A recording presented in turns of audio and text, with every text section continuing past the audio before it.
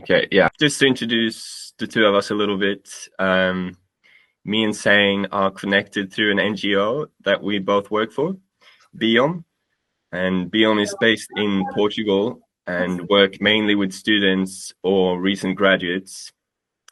And we see that there are all these crises in the world today, obviously with the environment, loss of biodiversity, soil depletion, as well as social issues and, an ongoing sort of mental health crisis. And while all this is happening and it can seem rather hopeless sometimes, it appears that a lot of these issues actually have solutions already existing, meaning that the problem lies in the communication a lot of the time. So that's sort of our mission, to try to close that knowledge gap and make people aware of the fact that there are actually ways that are already known to us that we can deal with a lot of these things. And yeah, it's really exciting because although Biom was founded only about a year ago, we've had more than 30 students from all over the world with very different backgrounds working with us. And it seems to be really taking off now, also with new cool projects ahead of us and new cool people joining too. So yeah, that's us pretty much. Is there anything you would like to add, Zain, before we get into the question? Myself, I have been working with SDPI, Sustainable Development Policy Institute here in Pakistan, and I was part of the pre-COP summit where the policy interventions for COP29 was decided. And I have recently graduated in environmental sciences, and I am also leading a youth organization that is working in the isolated areas of Pakistan. You might be well aware because we are neighboring countries, so you are like aware of the fact that in 2022, what was the situation after the flood. So we like work on providing like sanitation pads to the women and educating the youth in the isolated communities and teaching them different strategies to counter the climate change through nature-based solutions like contour farming and agroforestry and things like that. And we are actually backed by SDPI, Sustainable Development Policy Institute. That's my personal part of the introduction. Okay, so maybe we can start with, maybe you can just introduce yourself a little bit and tell us a bit about your farming background and experience, Okay. and yeah, what has led you to where you are today, more or less. Okay, great. Okay, so first of all, it's a first of its kind of interview that I am doing. Okay, so basically my experience with farming, probably I would say it is like with my parents. Okay, so though I am not a full-time farmer, but I'm moving towards a businessman. How we can commercialize. When we say commercializing means not a negative term. Okay, end of the day, for everything to really sustain, we need to commercialize. How we can commercialize farming in a sustainable way. Okay, so this is what I am intend to do here. So my parents, they have more than close to 60 years of experience in farming. My father has actually got the best farmer award in Kerala. Yeah, I actually got the MS Swaminathan. MS Swaminathan is like the father of Green Revolution in India. So he has got a lot of awards, but he is not someone who is a scholar in terms of the university degrees, but he has very rich experience in farming.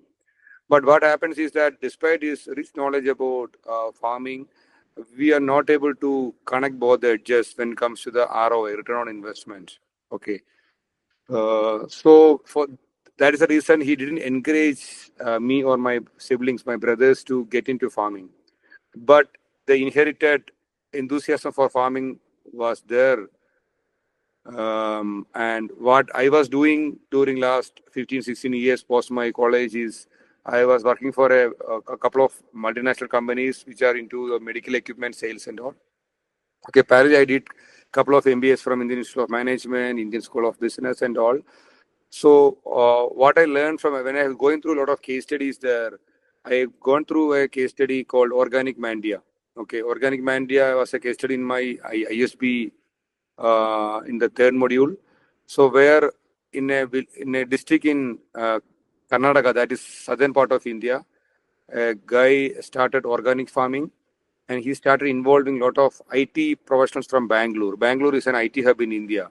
So a lot of IT professionals started going there and started participating in farming. And that way he is able to sell products at a higher price. And guest was participating in harvesting and all. So that became an interesting business model. So then I came back home after my college and I discussed this idea with my family. And because when you do a profit and loss analysis of farming, so we have close to 35 to 40 acres of land where we do multi-crop farming. But when we sell products through mediators, we don't get even the cost of the production. Okay, but we have parallel businesses, so that way we were able to continue our passion for farming. But a point came where we were thinking whether to sell off this land or convert this for real estate commercialization and all. But a lot of hard work, which was there for decades of my parents and a lot of employees in my village, so we were finding it very hard to convert this into a completely commercial land. Okay, so this is the background. Post-COVID, okay, we were contemplating what to do. So then this idea came, why can't we convert this into a farm tourism or agri-tourism location? So fortunately, my parents were very good in landscaping. It was already made with a nice landscaping 15 years before when we started farming here. And we had planted a lot of exotic fruits and trees here, which are there in different parts of the world. For example, we have plants like Jaboticaba sabar, which is actually grown in Brazil and Amazon areas. We have a lot of tropical climate fruit, which comes from Indonesia, Malaysia, Thailand, and such Vietnam, such places. So it was not for business, but out of our passion, we had planted those. We have more than 300 varieties of exotic fruits, plants collection here. All those things eventually helped us to make this into a agro-tourism location quite comfortably. Okay. Now, so 2.5 years before, when we started agro-tourism in a very minimal way, we got overwhelming responses. Because my father is a believer that if you look at only the profit part, you won't be able to sustain farming. Okay. So, but if you don't do farming, the future generation will not have the healthy food to eat. Okay. So, even it as a service, you should continue to farming, because everything we won't be able to convert into business. If you're able to convert into business, it is good. So, I took lead from that. Okay. My father's passion is to continue the farming as a service to the society. My passion was how we can make a sustainable model in farming. So in that note, then we added few homestays and few rooms here. We added few more activities, like we have a big lake where we do the irrigation and all. So we bought a couple of boats and kayaks. So guests who come here can, first thing we do is that we take them for a complete farm visit. Okay. We have 80 employees in this 34-acre farm tourism property. Out of the 20 employees are guides. Most of them are BSc or BVoc agriculture graduates. Okay, so they have decent knowledge about farming. So when a guest come, every group will have a dedicated guide.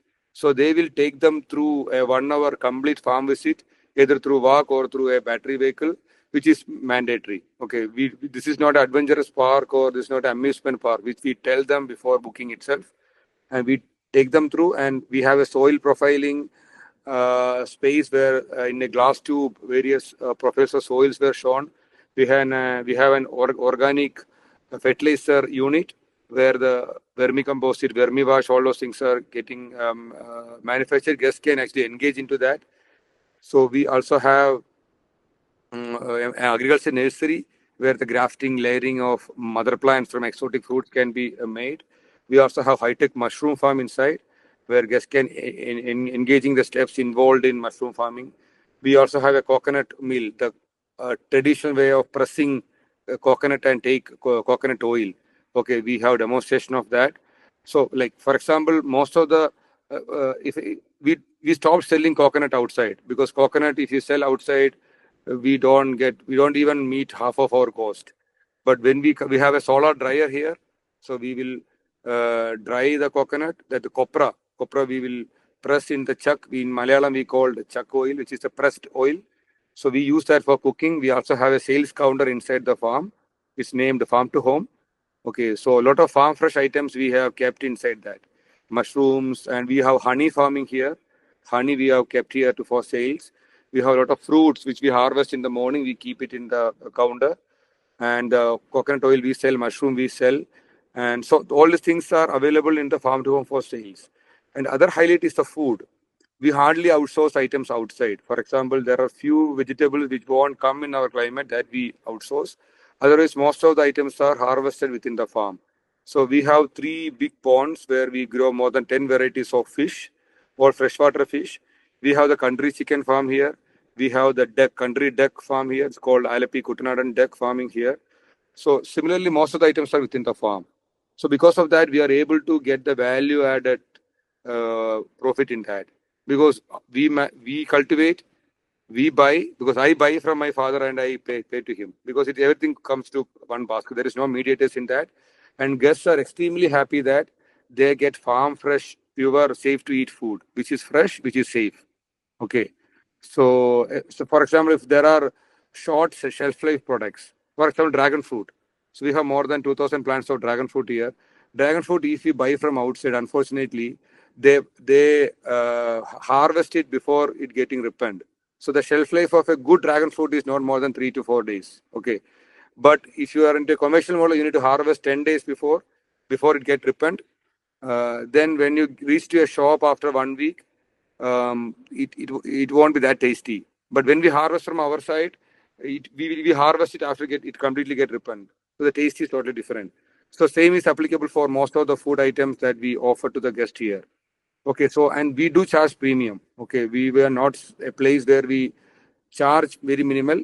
Yes, we do minimal charging for when the school people come, when college students come for industrial visit and all, we charge very minimal. Otherwise, we do charge premium and we offer state-of-the-art experience of farm tourism here. That was actually quite a great thing to see that you are managing regenerative farming practices, and on the other hand, you are like managing tourism activities at the same farm at the same place. Because my experience with agri-tourism had taught that either you can go with the tourist activities or you could go with the farming, the regenerative agriculture thing.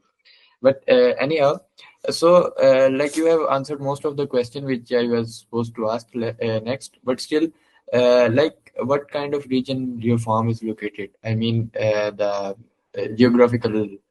Yeah. So this is in southern part of India. It's called Kerala. Kerala, there's a place called Palakkad. Palakkad is a district name. A village called Nallepalli. This is purely a tropical climate here. Okay, so that means you would receive a lot of rainfall as well. Yes, decent rainfall and decent sunlight also, because both are needed for good farming. Okay. So how would you define a term like regenerative agriculture? And would you say that the farm you work belong to that category? Okay, so regenerative agriculture, probably there are different way to like the different perceptions on that. There is no global definition we can give to regenerative agriculture. So here, what we do, why we say that we do practice regenerative agriculture, like for example, the mushroom that we farm here. So the mushroom bud, hope you must be knowing something about the mushroom bud. It's a high-tech mushroom farm. The mushroom bud that we create is basically with the wood waste, and straw and all. Okay, the rice straw and all. So we put the mushroom seeds inside, and from the 3rd week we start getting mushrooms. Up to 4 months, up to 120 days is the harvesting time. After that, it's a waste. Okay, so what we do is that we put that we take that thing into our organic fertilizer plant, okay, to prepare a bed for vermicomposite. We also mix, we have a cow farm with more than 50 cows. We use the cow mud to fill in that. So these things we use. So whatever we used for mushroom farming, that is getting regenerated for vermicomposite. and that will convert it as a vermicomposite, and that we use for organic fertilizer. So that way there is a level of recycling happens. And the other thing, we also have aquaponics and hydroponics plant. Okay, not a very big plant, but this is to do a demonstration to the guests or the students who are coming here. So similarly, I'm not jumping into the next question on the irrigation plant. We have a huge lake here, and or it can call us a huge pond. In that, we have more than 10,000 fish inside. So what we do is that we give them feed. Okay, we feed them, and there'll be a decent amount of ammonia output in that water, and there is a irrigation system at the bottom layer of that pond, and that water get distributed to the entire 34 acre. So what happens is that it is naturally fertilized. Whatever the fish we feed them, that waste materials comes to the water. At the bottom side of the water, it will get accumulated. That we use a motor and we pump for the irrigation. So that way we need to pay very less amount for buying fertilizers from outside. So we get fish from that we sell at a decent price. That fish also gives nice fertilizers. Actually, this is what aquaponics also. Aquaponics, that they do it in a more technical way, in a lab kind of environment, but that we do it in a natural environment. So that actually quite a great idea of using the waste of one thing as an input for the other thing, or I would say the output actually, because in our academia we never consider anything waste. So going on to the next question, as it is quite related to this one, like what improvements have you observed in your farm? For example, like the soil, the texture and things like that, and other properties, and like your crop production, and overall the soil biodiversity, or even the monetary benefits that you have gained from this. Yeah, so if you ask me what helps is, okay, I don't have very tall claims on, because sometimes when you hear about organic farming or about and all, you see a lot of tall claims like saying we are doing wonders and great level of production and all. We are not doing that. If you see, yes, we are able to maintain the same level of production or a decent level of production with that, and the cost on buying fertilizer has gone down. Okay, so and here the different thing that we do is that we get quality output, quality vegetables, quality fruits as an output, which we are able to reach to the customers without mediators, which means directly. Okay, so in terms of the harvesting output, is too early for me to put a claim that there is huge improvements. Now coming to soil health, yes, soil health is definitely improved, no doubt on that. Because you see the soil, the darkness in that, and if you see, we have made a decent level of grass. We have three varieties of grass called the Sri Lankan pearl grass, the buffalo grass, and the Mexican grass, which is planted across half of the 34-acre farm here, which is actually growing well without any what we call fertilizing. If you put urea or any other chemical fertilizer in that grass, what happens is that the leaves will get shadowed. Okay, so because we are able to do this level of irrigation, the lawn looks so beautiful across the farm because the water is already fertilized. Maybe this would be a question more to your father. I'm not really sure, but perhaps you have some insight. In 2006, your farm got an award for Best Integrated Farming. And part of the motivation for this award was for innovative farming practices that integrate traditional and modern techniques to achieve sustainable and efficient agricultural practices. Could you describe what this combination of traditional and modern techniques looks like in your case? Okay, yeah. So, okay, though I was not directly involved in that, but I was, since it was my parents' thing, we are closely observing that. So, what you follow is that a mixed crop farming. Okay. So, as I said, when we say integrated, we have fish farming, we have cow farm, Okay, which means we have cattle farm. And what we do is that in the cow farm design is in U shape. Okay, in the U-shaped cow farm where we have more than 60, 70 cows, and we have a pond at the center of that U. Okay, so that where we do rainwater harvesting, because from the roof, okay, when it rains quite a lot in our area, so all the rainwater will get harvested in the pond where we do the fish farming. Okay, and that's basically fish nursery what we do. So, and the same water we use it for the cleaning the cow shed and all those things. Okay, we can also use that water which we harvest for the drinking purpose also for the cows. Okay, and when it comes to the output of the cow mud. Okay, cow mud we use it as a organic fertilizer. Even the cow urine we collect. We also have a biogas plant. You must be knowing the gobar gas plant, right? So now we feed more than 200 guests in a day on an average. So in a month, it is more close to 3,000 to 4,000 guests in a month. So 80% of that fuel which we use for the cooking is from the biogas plant. Wow. Okay. And the other beauty thing is that the same cow mud which comes out of the biogas plant is less acidic in nature. Okay. Which is actually far better for as an organic fertilizer if you want to put it into the vermicomposite plant. Okay, so we are getting the fuel output. We are able to grow fish from the rainwater harvest, which is comes from the roof of that cow shed. And the milk, okay, what are the milk productivity what we get? That we use it for making ghee and other milk products, which will be used again for the agrotourism guests to make tea, coffee, and other ingredients for desserts and all. So that way you can see and everything is interrelated. That's actually quite great because we also have a few biogas plants here in Pakistan, but operating these that's quite complicated thing. Yeah.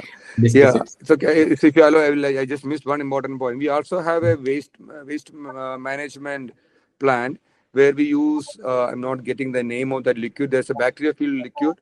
So we have 4 plants. What are the food waste? Whatever we try to avoid the food waste, but 10% waste is inevitable. So we put that into that dump. So it takes a 90-day cycle involved. Okay. So every 14 days we need to fill the bacteria mixed liquid in that. So on the 90th day, we make that also an organic fertilizer. So again, it goes back to the mud, which ensures and improves the health of the soil. Okay, so whatever the food, nothing goes waste or nothing adds into the pollution of society. And we have a duck and the what we hen that with the chicken. Okay, so what we feed them is also a lot of the waste materials which is unused by the guest. We feed them that, and the waste material of a duck and what we call poultry. Poultry waste material is much more contented when it comes to the fertilizing. That gives a quick output for the plants. We use that as well. And it's more nutritional as well. Exactly. Yes. So and we also. So sorry, Mama. So when you asked about integrated, and I don't know whether multi-crop technique that we follow will fall under in that. What we call multi-crop is that we have more than 500 mango trees. Okay, but if you rely only on mango, the challenge is that you get fruits in summer. Okay, which means in India it is March, April, May. Only 3 months you will be able to harvest. Okay. And we also, in between, we also have coconut. Coconut in every 40, 45 days, you will be able to get coconut. We also planted arcanut in between. Okay. So arcanut, Pakistan is one major market here. Probably currently in India, the only profitable farming is arcanut. Okay. But now the price started fluctuating that we do. And we have nutmeg. And on the coconut trees, we have planted pepper. You must be knowing pepper. Okay, Kerala is known for it's known as black gold. Okay, so pepper we planted in most of the coconut trees. So where the same coconut we will be able to get. So in the same land there will be arcanut pepper, coconut, mango. We planted a lot of other trees also. So what my father do is that he ensures decent distance between plants. If you keep everything close by, you won't be able to do integrated farming inside because the sunlight will be an issue. So probably he will increase the width probably by 20-30% so that you can do multi-crop farming also inside.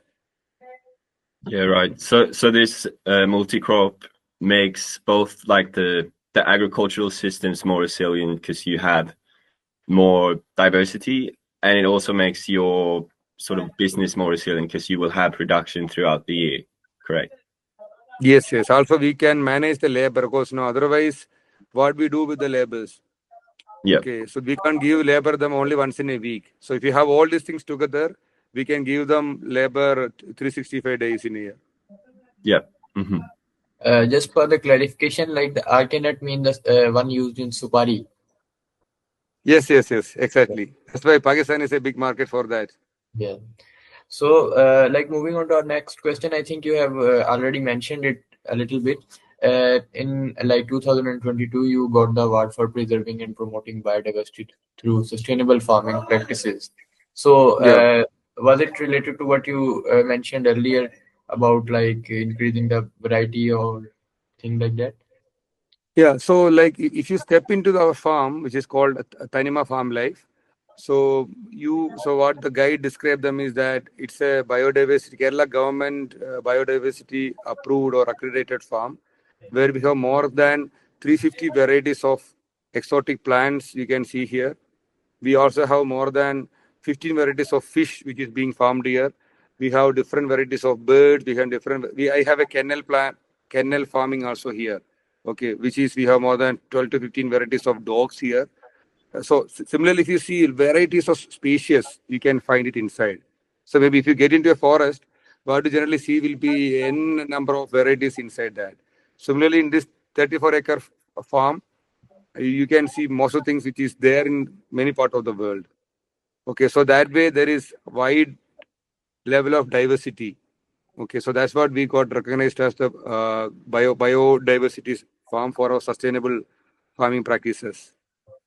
And everything is related. What we give to the ducks, or what we give to the cow, or what we give, and we have for the cows also. If you see the oil mill, what we use, that is other integrated thing I missed. So the oil mill, the main output is oil. Okay, so there is a coconut paste which has come as a waste material from the oil, which is very good, high protein content, high starch content for the cows. Okay, so if you sell it in the market, you get per kg around 35-40 rupees, Indian rupees per kg. Okay, so that way nothing is getting wasted. Have you also noticed an increase in other species, like apart from the ones that you brought in? Have you noticed any difference in insects or birds? Yeah, it's actually a tricky and interesting question. Being very honest in the interview, there is definitely an increase in insects and all. But for tourism, sometimes it is a headache. Okay, because if you come and stay in a nice hotel, a nice hotel room, if you see some kind of insects nearby, there is level of discomfort from the guest. But we educate them, we prepare them before the reservation. You're coming, you're not going to a 5-star resort. Yes, we have 4-star facilities here in the room, but it's a farm. Okay, there is a possibility of insects inside. If you completely move to chemical farming, yes, there won't be much of insects, but we do balanced farming. So when you see fertile land, when you see fertile trees, when you see a lot of greenery, there is a cost added. We need to maintain all these insects also. Okay, Yeah. so we do maintain that, and guests are okay with that. Like as long as you prepare them, they are okay. Yeah, and I imagine that's also valuable, or I mean, it's an important educational part too. Like not only to make the guests, enjoy their stay or cope with the insects, but also to, make them aware of how that's how it's supposed to be. Absolutely. Yeah. Yeah. Okay, very cool. And if you do a night walk in the farm, the kind of noise that you hear from various species. I don't name them actually. Various species. Lot of noise you get from some species, and also there are guests who actually enjoying this. They say that in their childhood days they used to listen those. People come from cities. Now they just do night walk just to enjoy that noise. Then later I understood, yes, though it is something we thought it is an adverse condition, but guests started enjoying that. Now we are maintaining that. Yeah, no, that says a lot, I think, and it seems, I mean, that's a very nice approach, and like that's a sign of a successful like approach to your place, I think.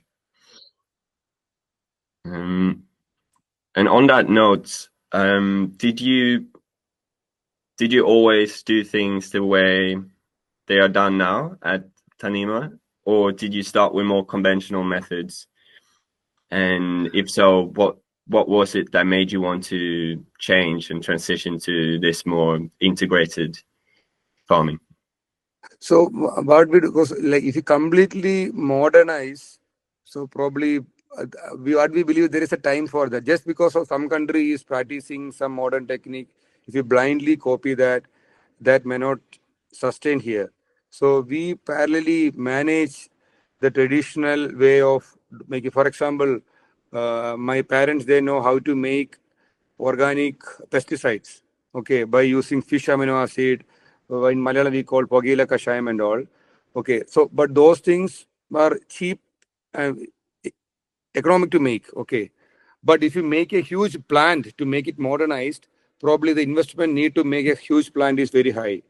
So what we feel is that you need to scale up slowly. Okay, if you invest $1 million to make a huge plant, then if that output is not good enough, you're not able to scale up, then that will be a huge loss. Yeah. Well, that speaks a lot because I have been into agritourism in my university life, so I can actually be an evident to what you just said. Like it do takes time, a lot of time actually. Yeah. So, what do you think that what specific methods have you been implemented throughout the years to improve, to intentionally improve the soil health and biodiversity? I think the soil health has been addressed, but like the biodiversity, because soil biota is quite important for the soil health overall. And I am actually asking about the cover crops or things like that.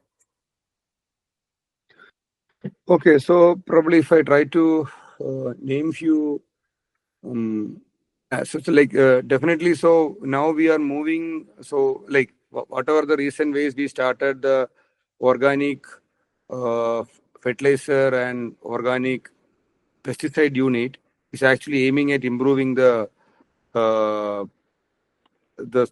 soil health and biodiversity. Because if you use more of completely move to chemical level of fertilizer thing, probably you may be able to get speeder responses, but you will be killing the health of the soil and also the biodiversity part. Now there will be a lot of other animals or other species which will be living in that ecosystem. Okay, so we started reducing that by moving more into natural way of farming. But the point is that we can't take a compromise on the output. Okay, but we feel like if you balance it quite well, and if you get the right, and we need to have an expert, like as you said, we have a lot of BSc agriculture graduate staffs working here. We have a expert gardener here, so he knows what level of fertilizer needs for a plant. Okay, what time it needs a treatment. So that in that case, we need to have a good level of professionalism to ensure that to maintain biodiversity. So there has been like a gradual move away from more conventional methods then. Yes. Yeah. So I think, yeah, that pretty much answers that question here, saying. So maybe you can go and do the next one. Okay, so you mentioned that you are involving tourist activities, and of course there is a level of discomfort with the tourists. That is the same in both countries. Like India and Pakistan, people tend to just go away from the nature while also going to the nature. I mean the insects and things like that. So if you have any problem, or have you actually any problem faced on your farm regarding pests, insects, or even like diseases, because you are like more into the organic uh, agriculture, not the chemical agriculture. So how you manage these things at all? Yeah, so there are a couple of incidents of the bee attacks, no? The honey bee. Okay, no, we can't call it an attack. Small bites to couple of gusts and all happen. So, but when we do the briefing, we tell them that if you really want to enjoy farm tourism, you need to experience it. In case if there is some bee bite happens, we have a doctor on call. We have a couple of nurses full time working here who are trained. We have all small medicine facilities available here. So, a couple of incidents are there, but that and all in 1 or 2 hours it got settled. Okay, there are such incidents, which the best thing is to set the expectation correct. Okay, so what we can offer, what are the probably small adverse events which can happen when you really come and enjoy agrotourism, and we need to have some backup plans also. So, for example, we have a plan to keep the anti-venom. Okay, so there are no incidents of snake bite here, but there are snakes here. Okay, so if there is snake bite happens, so we need to ensure that the nearby hospital should have a trained doctor who can administer antivenom, and that hospital has stock of antivenom. Okay, so those things we have ensured, but there was no need. Hopefully, there won't be any need for that, but we have ensured those things. And when it comes to diseases for the plants, like have you suffered pests and plant diseases? Yes, yes. So now what we are facing is a white fly disease in the coconut leaves, which is becoming really rampant. Okay, so no one is able to understand what causes this and what remedy we have for that. Okay, so it happens in the underneath part of that coconut tree leaf, and after some time, wherever the place occupied by the white fly will appear in black, and it gradually reduces the coconut production also. And this is seen in Goa. We have more than 2,000 Goa plants here. The Thailand red Goa, we have seen flies in that as well. So what we do is that during rainy season it goes down. During summer it goes up. So what we do, sometimes we do rewind irrigation, like we try to spray water into the leaf and all, and we try to reduce that, but that is not very effective. Currently we don't have an answer for that, the white fly disease. Otherwise, other small diseases and all fungus and fungicides and all we use, and we are able to manage, no major problem. So what we have to do is that if you see there is a high level of disease affected for one particular plant, we won't be able to completely get rid of that. Better to better to adopt farming where that plant itself will resist against that. Okay, and get more. So probably if you use the same mother plant for reproduction, probably those plants will have a better level of immunity. So that is other thing that we do. So for example, if there is 2 or 3 coconut plants out of 100 coconut plants, which is not impacted with that fly, there is some genetical reason for that. So we use those coconuts to get more coconut trees in the nursery, and you plant them, so that maybe in few years time you will be able to get a natural immunity for that. Instead of killing all insects, is not possible. And have you used anything like companion planting or guilds of plants or other species to try to tackle these things? Like Yes. Yeah. So it was actually a coincidence long back. Now we are doing it deliberately. So there is a particular flower called the Gemanthi flower. Okay. If you need, we can get the photos also. Or you would have seen in some of our Instagram. Gemanthi flower has a unique smell. Okay. That smell we enjoy that, but there are a lot of insects they can't sustain if that smell comes. Okay. So we have planted that in many places. So when it flowers, it naturally helps the other plants. So I think the other questions we were about to ask about the water management and things like that, these have been already answered. And you have told us that you also do practice rainwater harvesting as well for your fisheries, and then use it for like the irrigation purpose as well, and then the wastewater from your tourist activities as well. Yeah. So, I think we should, relevant to this, ask the next question that how do you manage with the extreme weather events? For example, like monsoon, or even if the otherwise condition like heat waves and things like that. Okay. So for that, lot of credit goes to my father. The way he has landscaped this property is like step by step landscaping. So because of that, even if there is no fear of flood here, because there are enough number of what we call small streams inside that, which is we made it, and with proper plumbing works inside, so that wherever there is some water lodging happens, it get drained to the next land, and it goes like that. And we also made places where this water can be and we have 3 to 4 ponds inside. So wherever it get drains, all those things goes to the pond. So when you said step-by-step landscaping, do you mean things like terraces, like you have levels Yes, of the land? Yeah. yes, the levels, and we use the natural stone to give support to the different levels. Yeah. Yeah. Do you use any like? And the other thing is that since we have made good level of um, lawn with the different varieties of grass either, the soil erosion is quite less. Even Yeah. during rain, only water get drained. Yeah, I was about to ask if you use specific plants or crops to deal with to prevent water erosion, like any specific trees or grasses. And Yeah, so that's why that we found the buffalo grass is very effective to stop the soil erosion. It acts as a good filter. Okay, only the water gets filtered, not the I think then we should like move to our last question, which is more like related to your agri-tourism thing.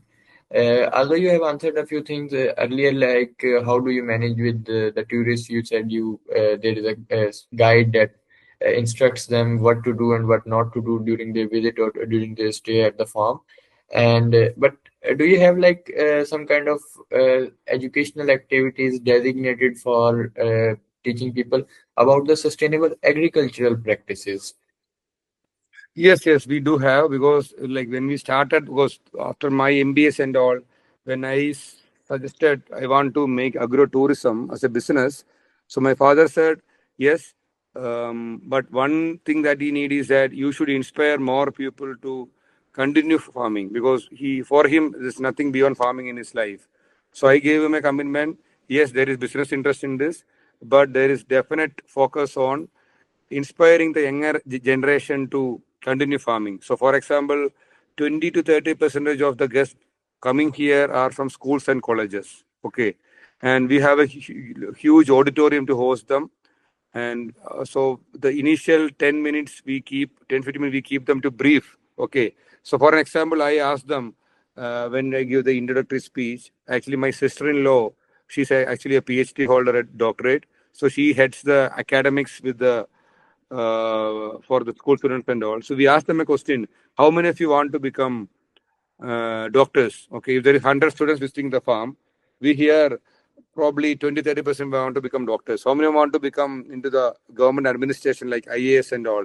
You see 20-30%. How many want to become police officers or pilots, scientists and all? We see them.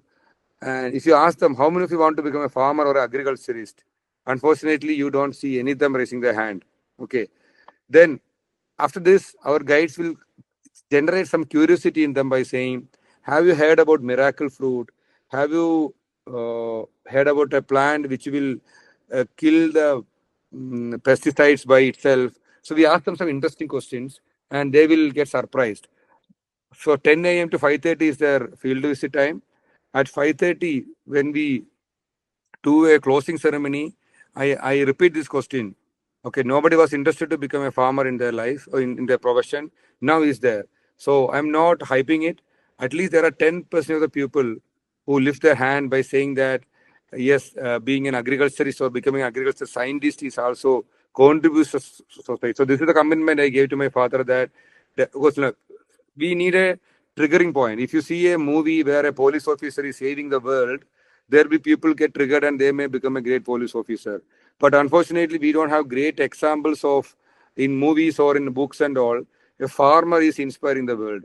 But we forget that if we eat 3-4 days times in a day, we actually indebted to a farmer.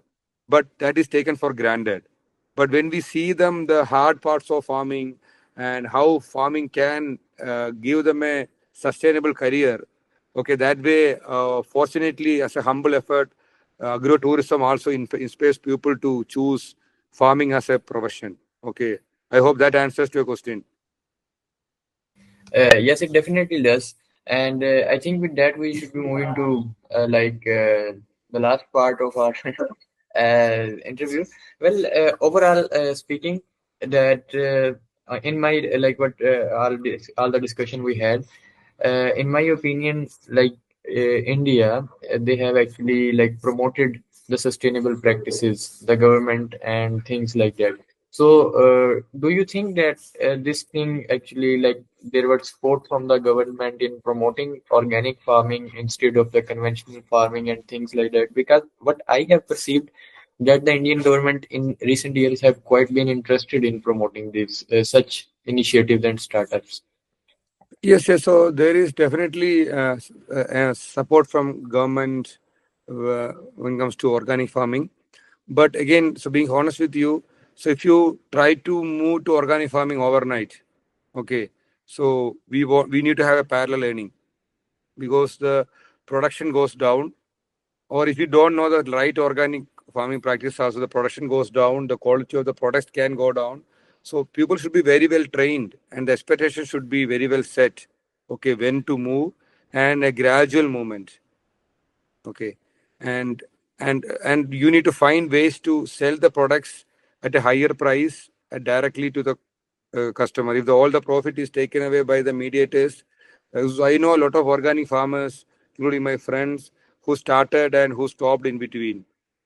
Because if you really go deep, you need to be very well prepared. You need to have a thorough knowledge. You also, if you start buying a lot of organic fertilizers from outside, it is super priced. It is priced than the other fertilizers, traditional fertilizers we have. But you need to find your own ways of making that. It's very easy to make. For a conventional fertilizer unit, you need to invest millions. But you can very well make the food waste in your home. Okay, if you have a very small investment, you can convert that into organic farming. If you have 2-3 cows in your home for domestic purpose, that can be converted into like for organic farming or biogas. And so that way there is a great level of awareness needed, what to be done, what not to be done. And definitely there is great level of support from government now. Especially after the Mr. Pandurang Tavade, you might be aware of his name. Yes, yes. So there's a small area where we have kept the photos of all these great agriculture scientists, including the name you mentioned. So it is there mentioned. This is to educate the people. Actually, I know Mr. Pandurang Tavade because in my country, Pakistan, like the first ever student body to be made on the name of Agri-tourism was in my university, and I was the founder and the first president of that student body. It was Agri-tourism Club in the University of Agriculture, Faisalabad. You might, Oh, that's great. Congratulations. yeah, the first ever agriculture college in the whole Indian subcontinent. Okay, Uh, okay. that. So, So you are a professor there, or you are a student, or? nah, I have just graduated, but I was like, it was a student body, the Agri-tourism Club, and I served as the president, and I was the one to form it. Okay, nice. Yes. Yeah, Magnus, you are asking something. Sorry. I don't think I was. Sorry. Maybe I looked like I was about to, but I was just listening. Yeah. So there is one question I just missed. Do you have some specific restriction for the visitors? Okay, so what we need to do is that like we have definitely a lot of restrictions, especially the number of people we take in a day. So today and yesterday it is Diwali in India. I don't know whether you are probably Mohammed must be knowing. Diwali is a big celebration. We have inquiries for more than 500, 600 guests today. Okay, if you are greedy, you can definitely take all of them and make money. But we have very strict policy that maximum 200 people are allowed in a day. Okay, beyond 200, we don't take booking. And for everything, there is reservation needed. Because if you don't set the expectation, if you take guests without reservation, they come and they may exploit. Okay, so only guests with reservations allowed. We also tell them you won't be able to get burger, pizza, all those kind of fast food items here. When you come to a farm, eat what is harvested in the farm. It will be definitely tasty, don't worry. Okay, so these things we restrict. Okay. So we don't serve even ice cream. Okay. Whatever the dessert we get from Goa or dragon fruit or from our own cow, like milk and all, everything is super tasty. You can find that in the Google review. Food is very highly rated. But it is very difficult to convince the guests in the initial days when we say that farm fresh items we give and all. So that way there are a lot of restrictions here. But once you set the expectation, guests enjoy. So if someone asks my advice, probably what I tell them is in a humble way is that set expectations correct. Okay, don't charge very less, charge premium. Then only people will value, but ensure a great experience, which will be safe for them to explore farming. So that's actually quite great, keeping on with the tourist activities and also keeping on with organic farming practices and things like that. So, I think we are done with the formal interview. So, a lot of bundle of thanks that you gave your time, and I extremely apologize that I didn't know it was Diwali today. I thought it was yesterday on 31st of No, it is October. yesterday, but this is the weekend time, no, so it is get extended. But I am okay, so I don't really celebrate all this. Get engaged in work, so absolutely fine.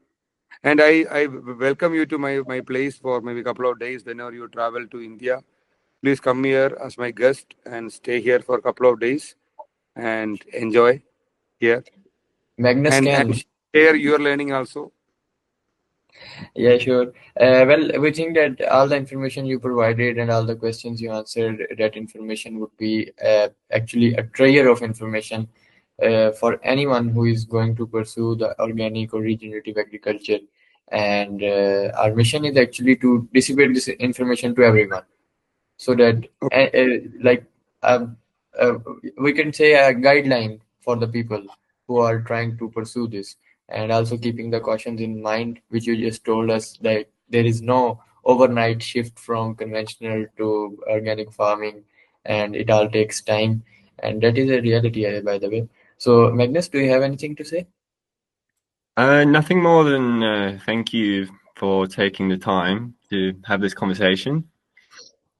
Thank you. And how you both are related, Magnus, through the NGO you mentioned? Yes.